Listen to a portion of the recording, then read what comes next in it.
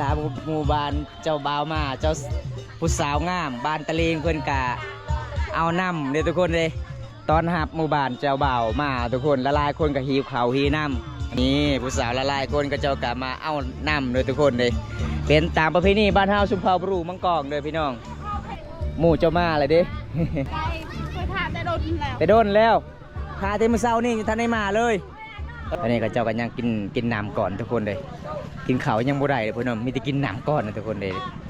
น้องสาวบ้านเพื่อนครับมาตักน้ำพี่น้อง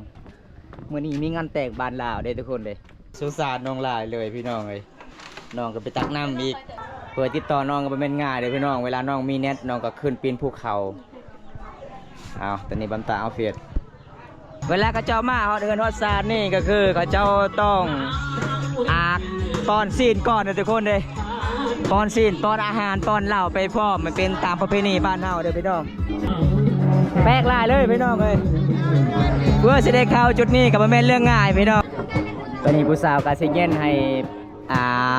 ทางฝ่ายเคยก็เจ้ามาร่วมงานแต่งต้อง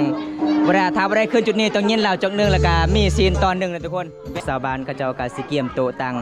เพื่อเขาเจ้ากสิความเป็นความมวลซื่นทั้ง3หมู่บ้านว่าจะเป็นทั้งทรงภายกะยาและก็ทรงภายเจ้าผาเพื่อนพี่น้องเขาเจ้ากามา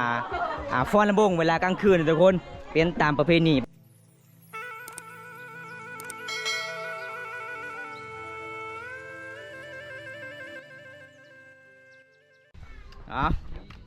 ท้าสวัสดีทุกคนสวัสดีบรรยากาศยามแรงๆทุกคนเลย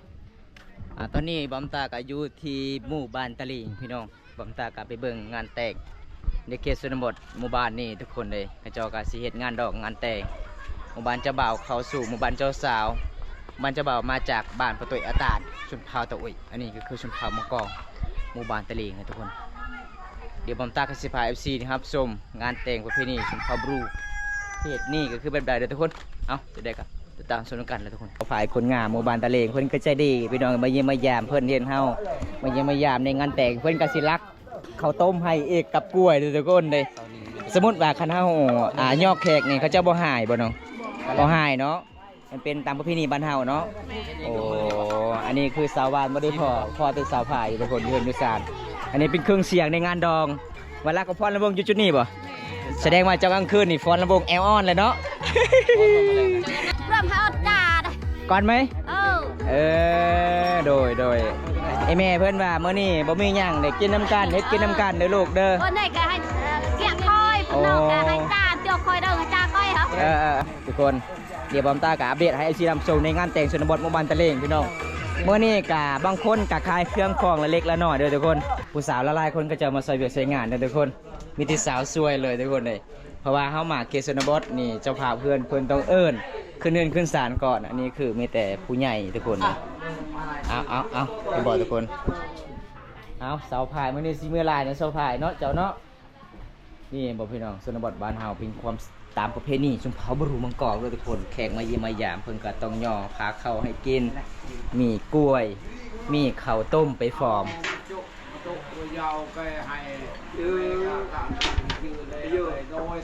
เมื่อเนาะเสาพายเจ้ามันยังนี่บ่บงมันยังอันนี้น่ะเล่าบ่โอ้จำมีจำคลอง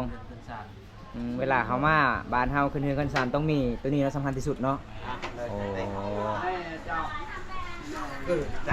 อันนี้คือประเพณีบ้านเฮาเลยทุกคนมีข้าวต้มมีอาหารแซ่บๆพระเจ้าต้องย่อมียังต้องกินเป็นความสมัคร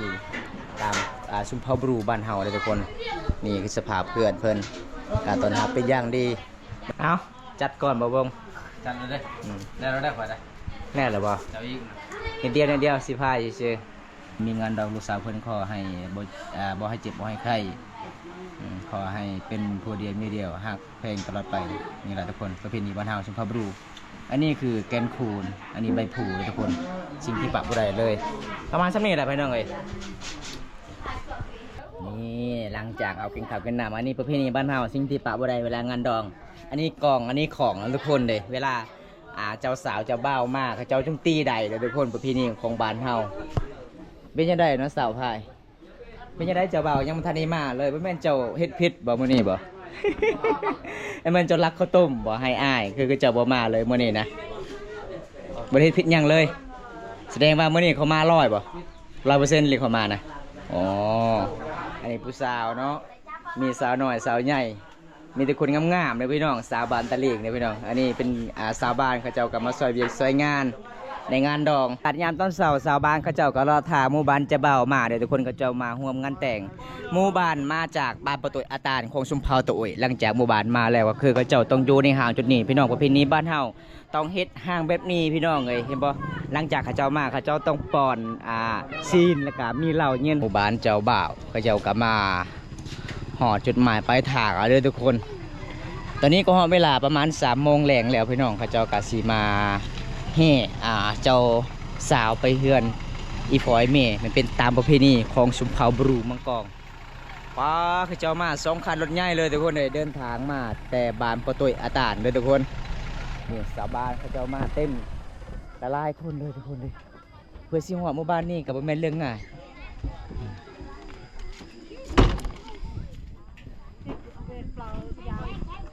ได้เมทัลเมารถเลยว่าเจ้านะเมทัลนี่เมาเลยเนาะเมทัลนี่ ผมไปตอนนี้ฮะสวัสดิ์เรียบร้อยเลยเมทัลสาวมาหลายคนมันนี่2 คันรถใหญ่เลยทุกคนเอาทุกคนตอนนี้เขาเจ้ากะสิเข้าใกล้ๆก่อนทางพุ่นก่อนเพราะว่าทางนี้มันไกลโผล่ทุกคนเลยเวลาเขาเจ้ากะสิเว้าตามประเพณีมันกะสิยากเนี่ยตอนนี้สบานเพิ่นกะสิเริ่มเข้าติดกับเพื่อนเจ้าสาวพี่น้องเพื่อนนี่ฟอยเมย์เจ้าสาวทั้งหุ่นทุกคนเลยผู้สาวกันละลายคนก็เจ้ากลับมาร่วมงานแต่งมื้อนี้ทุกคนเป็นตามประเพณีชุมพรบรูบ้านเฮาเด้อพี่น้องหมู่บ้านประตูอาตานไปสู่หมู่บ้านตะลิงเอาตอนนี้บอมตาการรอทาเขาเจ้ากาสิเว้าตามประเพณีก่อนทุกคนเลยชาวบ้านมาละลายคนเลยมื้อนี้เวลาหมู่บ้านเจ้าบ่าวมาเจ้าผู้สาวงามบ้านตะเลงเพื่อนกะเอาน้ำเลยทุกคนเลยตอนหับหมู่บ้านเจ้าบ่าวมาทุกคนละลายคนกับหิวเขาหิวน้ำมันเป็นตามประเพณีบ้านเฮาเด้อทุกคน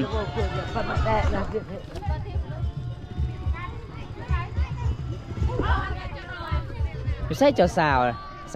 พายผู้อุ้มลูกบ่ลูกเล่าบ่น้องบ่โอ้นี่ผู้สาวละลายคนก็เจ้ากลับมาเอาน้ำเลยทุกคนเลยเป็นตามประเพณีบ้านเฮาชุมพรบรูมังกรเลยพี่น้อง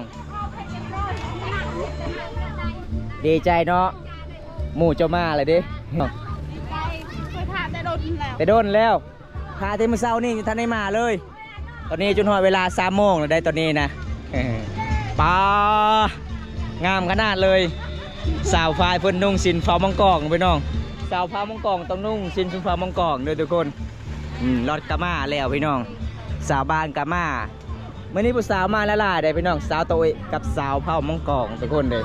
ภาษามันแตกต่างกันภาษามังกรกับภาษาโตยบำตากับจนสีแปลบ่ได้คือกันล่ะทุกคนละลายคนก็เจ้าก็มาห่วมงานแต่งนี่กะเจ้ากะหอดเพื่อนหอดบ้านเจ้าสาวแล้วอันนี้ก็เจ้ากันยังกินน้ำก่อนทุกคนเลยกินข้าวยังบ่ได้เลยเพื่อนมีแต่กินน้ำก่อนนะทุกคนเลยตักช่องผายเท่าแก่เพื่อนกะสีเบาตามประเพณีก่อนนี่ผู้สาวมาละลายคนเลยนี่ทุกคนเลย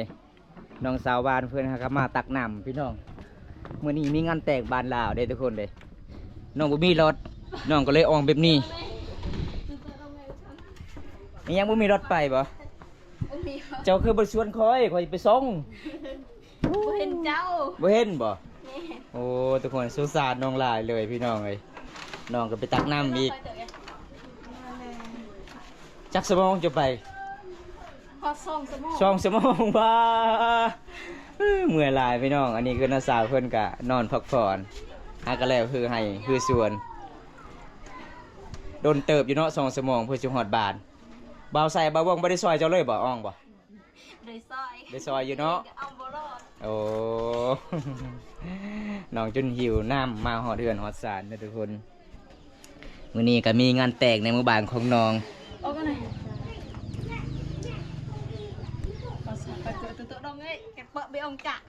บ่าวใส่นะแล้วว่าย่างบ่ไหวแล้วอ๋อเฮาเคยย่างก็ธรรมดาเนาะ แต่ธรรมดาหน้าเจ้าแดงมดคอยเบิ่งนี่ เอาตอนนี้น้องกินน้ำก่อนเบิ่งพี่น้องน้าสาวเพิ่นนอนนี่สบายเลยบ่ได้ฮ้อนมาเจ้าอ่ะฮ้อนคือกันเนาะบ่มีพัดลมเนาะ มีพัดลมโอ้ฮ้อนก็คือเสื้อเจ้ามันลายสันจักโตเจ้าใส่เสื้อมื้อนี้ 1โตบ่ได้หลาย บ่ได้ลายเนาะแต่เสื้อมันหนาเอาเดี๋ยวพอน้องก็เลยมาเยี่ยมน้องเนี่ยทุกคนเลยมี FC แต่ประเทศกูนาดาเพิ่นขอเพจเจ้าข่อยคนหาบ่เห็นเลยเพจเจ้านะ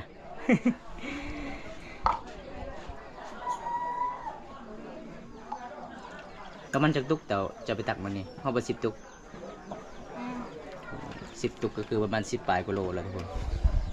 บ้านน้องก็ตักน้ำกินมันยากมื้อนั้นบอมตาไปส่งเซานิ่งไปเอาน้ำกับมันก็สิยากคือกันนะทุกคนเพื่อสิได้น้ำกิน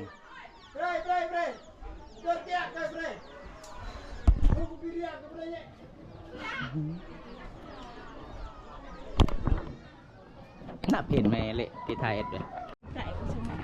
อ้าวกันมันฮ้อนเดี๋ยวมันก็ฮ้อน ตอนนี้บอมตาก็สิเอาเฟซน้ำนองก่อนทุกคนเลยเพราะว่ามีหลายๆคนขอเฟซเพราะว่าบอมตาก็บ่มีเฟซน้องเพื่อติดต่อน้องก็เป็นง่ายเลยพี่น้องเวลาน้องมีเน็ตน้องก็ขึ้นปีนภูเขาเอาตอนนี้บอมตาเอาเฟซโอ้สาววันคนเดิมขอบใจหลายๆก็คือเจ้าไม่ได้ซอยบะเบียกอยู่กันดองมีแต่สาวพายเนาะอ๋อเจ้ากับซอยเบียกมีเพื่อนอยู่ศาลอีกกินละลายเลยนะกามันห่อนนะ กับแม่ เดี๋ยวจักจะไหมเดี๋ยวจะไปกินลาย อาการห่อนทุกคนเลย สงสารน้องลายเลยพี่น้องวันนี้ก็คือบอมตากาไปเบิ่งงานแต่งในหมู่บ้านนี่ก็เลยดีฟอน้องให้น้องไปตักนำยางมาแต่ฝุ่นโอ้ยเกือบเป็น2 ชั่วโมงบอมตาไปกับเซานิ่งเมื่อนั้นตกประมาณลักป่าทุกคนขี่รถจักรมาก็ยังไกลเติบเลยอันนี้น้องอ้องแบบนี้เลยน้องบ่มีพ่อบ่มีแม่อยู่ขออยู่นำนาสาวพี่น้องเลยใส่ชีวิตขาดพ่อขาดแม่แล้วก็มีน้องก็คือแยกถากไปทางมันอยู่ทางไว้ทางมันน้องของเพื่อนคนหนึ่งก็คืออยู่ปากเสทุกคน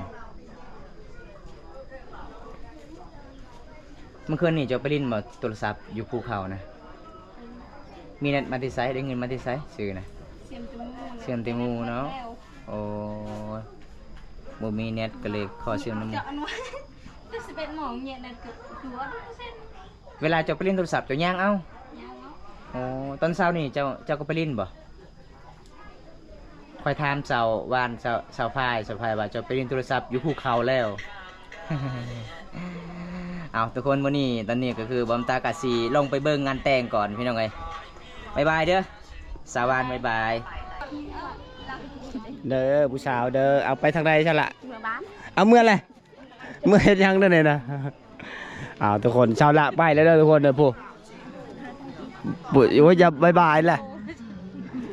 นี่ผู้สาวบ้านนี่หลายนะก็จะมาหับลูกเคยอันนี้ทางฝ่ายผู้หญิงแน่หรือผู้ชายแน่นี่นะทางฝ่ายหญิงหรือฝ่ายชายเนี่ยนะฝ่ายชายเนาะอ๋อเอาตอนนี้เจ้าสาวเพิ่นเข้าก่อนเด้อทุกคนเจ้าสาวเพิ่นเข้าก่อนแล้วก็ชาวบ้านเขาเจ้ามาไปตำหลังมันเป็นตามประเพณีเลีกทางเขาเจ้าก่อนบ่วงคือว่าไปทางนั้นใช่เจ้าบ่าวเจ้าบ้านหรือบ่อยู่รถเอาตอนนี้ก็ฮอดเวลาแล้วเด้อทุกคนก็คือเจ้าสาวเพิ่นกะสิไปก่อนแล้วก็ชาวบ้านก็เจ้าไปตำลังเวลาก็เจ้ามาฮอดเฮือนฮอดซานนี่ก็คือก็เจ้าต้องอาบป้อนซีนก่อนนะทุกคนเด้ป้อนซีนป้อนอาหารป้อนเหล้าไปพร้อมมันเป็นตามประเพณีบ้านเฮาเด้อพี่น้องให้บอกทุกคนผู้สาวเย็นเหล้าแล้วก็เขาเจ้าว่าสิเอาซีนหมูมาป้อนให้กินแล้วก็กับแจ่วทุกคนแปลกหลายเลยพี่น้องเอ้ยเพื่อสิได้เข้าจุดนี้ก็บ่แม่นเรื่องง่ายพี่น้องบ้านเจ้าบ่าวมาหอจดเทิงเฮือนเจ้าสาวแล้วส่วนผู้สาวตอนหับเป็นอย่างนี้เขาเจ้าเอาเหล้าให้กินทุกคนเห็นบ่ตอนหับหมู่บ้านเจ้าบ่าวมาหลายคนมาร่วมงานแต่งมื้อนี้ต้องแบบมีประเพณีชนเผ่ามังกรบ้านเฮาต้องเย็นเหล้า ตอนนี้ผู้สาวก็สิเย็นให้ทางฝ่ายเคยก็จะมาร่วมงานแต่งต้องเวลาถ้าบ่ได้ขึ้นจุดนี้ต้องเย็นเหล่าจกนึงแล้วก็มีซีนตอนหนึ่งนะทุกคนเป็นตามประเพณีชุมเผาบรูบ้านเฮาชุมเผามังกรอันนี้คือชุมเผามังกรต้องครับชุมเผาเตาอุยทุกคนเด้บ้านเจ้าบ่าวคือชุมเผาเตาอุยพี่น้องทางนี้คือผู้หญิงทางนี้คือผู้ชายขึ้นเด้อทุกคนนี่ชาวบ้านก็เจ้าก็สิเกียมโตะตังเพื่อเขาเจ้ากสิความเป็นความมวลซืนทั้ง3หมู่บ้านว่าจะเป็นทางทรงภายกะยาและก็ช่องภายเจ้าผาเพื่อนพี่น้องเขาเจ้ากมาฟ้อนลำวงเวลากลางคืนทุกคนเป็นตามประเพณีบ้านเฮาฮี12ของ14สุนเผามังกรพี่น้องเครื่องเสียงก็จะเป็นเล็กๆและน้อยแหละพี่น้องแต่บ้านเฮากะมวลซืนโพแซวอยู่ทุกคนตอนนี้ก็คือหมู่บ้านเจ้าบ่าวเจ้ามาฮอดเฮือนเจ้าสาวแล้วพี่น้อง นี่ผู้สาวงามสาวงามเพื่อนกะมาจากเวียดนามสบายดีเด้อ เวียดนามสวัสดี นี่พี่น้อง สวัสดี สบายดีเวียดนามไปว่าจังได้สบายดีชินเจ้าอ่ะ ชินจาม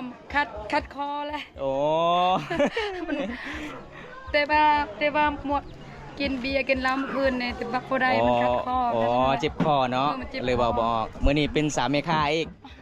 ใครน้องพักกิน โดย มันเป็นชุดตัวของเขา โดยอันนี้เอ้ยเพิ่นเดินทางมาจากเวียดนามมาทุกคน ไปส่งเงินให้น้องคอยไปเข้าห้องหมออยู่เมืองสิโปน โอ้ แต่ว่าไปยืมให้เงินอยู่เมืองนี่ก็ไปเสียให้11ล้านนั่นเด้ โอ้โดย ยืมนำเขา โดย แล้วก็ ว่าภาษาเวียดนามก็เก่งเนาะภาษาลาวก็เก่งภาษาบรูมังกรก็เก่ง เบ้าได้แต่ว่ามันคอมันขาดแต่เบ้าบ่ได้ แม่นกับใจหลายเดือยเด้อโอ้ยพี่น้องเอ้ยเห็นน้องงงๆเงยๆเต็มมือเสานี่บ่ได้เงินจักกีบเลยบ่มีไผมาซื้อซอยน้องแล้วรูปแล้วทุนเจ้ามื้อนี้100,000เด้ สุดก่อนก็รูปทุนสุดนี้ก็รูปทุนอีกทุกคนนะนี่ก็คือน้องนิ่งคนงามเพิ่นก็บ่ได้ซอยเวียกซอยงานเพิ่นก็สิขายเครื่องของก็บ่แม่นพี่น้องเฮาเนาะคันพี่น้องเขาเจ้าก็ต้องบอกมาซอยบ่อ๋อ ปกติน้องบริคอยอยู่เดือนทุกคนมีแต่น้องออกให้ออกส่วนตลอดเลยพี่น้องเอาทุกคนจะได้บอมตากระสิปิดคลิปไว้สักนี้ก่อนพี่น้องวันนี้ก็คือเรียกพวงงานแต่งหมู่บ้านประแต่หมู่บ้านตาลประตุยพี่น้องเขาเจ้าไปสู่หมู่บ้านตะเลงตอนนี้เขาเจ้าการมาฮอดจอดเทิงอยู่เฮือนเจ้าสาวแล้วบอมตาสิกลับบ้านทุกคนเนี่ยมันค่ำพี่น้องตอนนี้ก็เวลา5-6 โมงแรงแล้วพี่น้องเพราะว่าเขาเจ้าก็สิไปนอนก็เลยเขาเจ้ากับประเดมาเตสาวทุกคนอาเบสกาบอลายซ้ำทุกคนขอโทษข้อไปเด้อพี่น้องถ้าประเดครับชมคลิปนี้แล้วก็